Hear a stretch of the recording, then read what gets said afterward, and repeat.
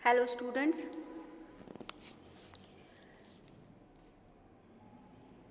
Experimental psychology में आज हम रिकंस्ट्रक्शन मेथड या पुनर्रचना विधि, जो कि आपके यूनिट 4 का टॉपिक है, इसका अध्ययन करेंगे।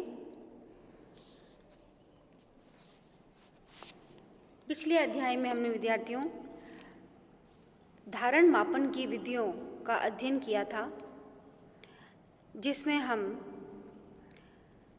यह देख चुके हैं कि धारण मापन की जो महत्वपूर्ण विधियां हैं वे 4 प्रकार की हैं। पहला पुनःस्मरण विधि, जिसे हम रिकॉल मेथड कहते हैं। दूसरा पहचान विधि या रिकॉग्निशन मेथड। थर्ड है बचत विधि या सेविंग मेथड। इन तीनों विधियों का हम विस्तार से अध्ययन कर चुके हैं। आज फोर्थ मेथड, जो कि रिकंस्ट्रक्शन मेथड या पुनर्रचना विधि है, इसका हम अध्ययन करने जा रहे हैं। रिकंस्ट्रक्शन मेथड में प्रयोगकर्ता द्वारा प्रयोज्य को अधिगम करने के लिए विषय वस्तु दी जाती है और अधिगम के बाद प्रयोज्य के सामने मूल सूची के अंशों को अव्यवस्थित रूप में रखा जाता है और उसे व्यवस्थित करने के लिए कहा जाता है। तो विद्यार्थियों, रिकंस्ट्रक्शन या पुनर्रचना का मतलब ये है कि जो पहले कंस्ट्रक्ट हो चुका है उसे वापस से आप सेट करें या वापस से बनाएं। तो इस विधि में एक्सपेरिमेंटर जो है वह प्रयोज्य को कोई भी विषय वस्तु या सामग्री देगा जिसे उसे अधिगम करना है या सीखना है, और बाद में जो सूची आपको दी गई है या जो भी विषय सामग्री आपको दी गई है उसको अव्यवस्थित रूप में रखकर कहा जाएगा कि आप उसे व्यवस्थित या सिस्टमैटिकली अरेंज कर दें।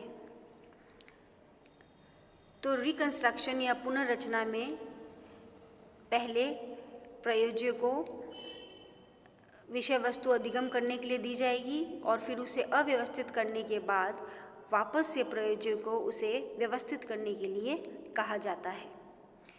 इस विधि का उपयोग उस स्थिति में किया जाता है जबकि प्रयोज्य को सीखी हुई सामग्री को उसी क्रम में करना पड़ता है जिस क्रम में उसे विषय वस्तु प्रस्तुत की गई थी।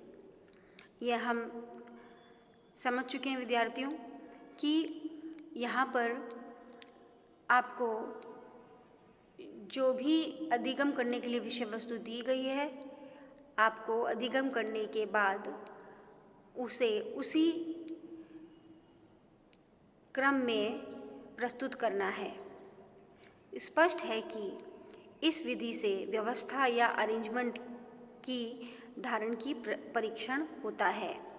तो इस विधि द्वारा आप प्रयोज्य के या आपके व्यवस्था या अरेंजमेंट का जो धारण है उसका परीक्षण होगा।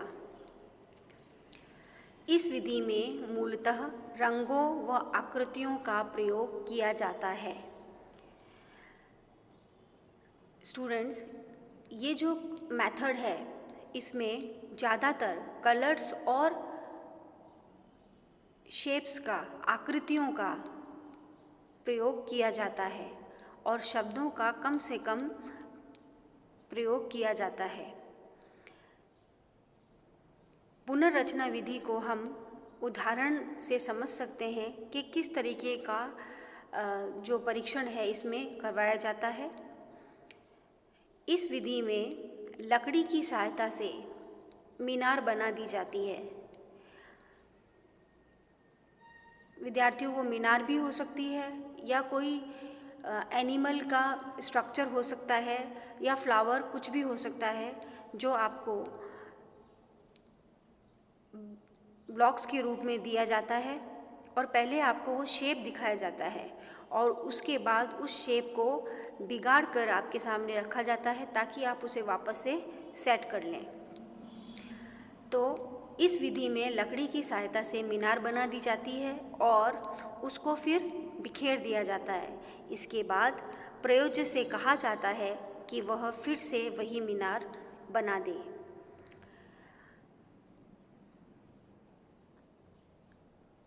प्रयोज्य को इस पुनर्निर्माण में जितनी सफलता मिलती है, उसकी स्मृति उतनी ही अधिक मजबूत व सुदृढ़ मानी जाती है।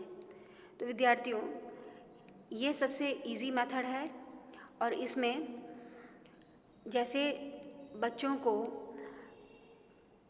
हम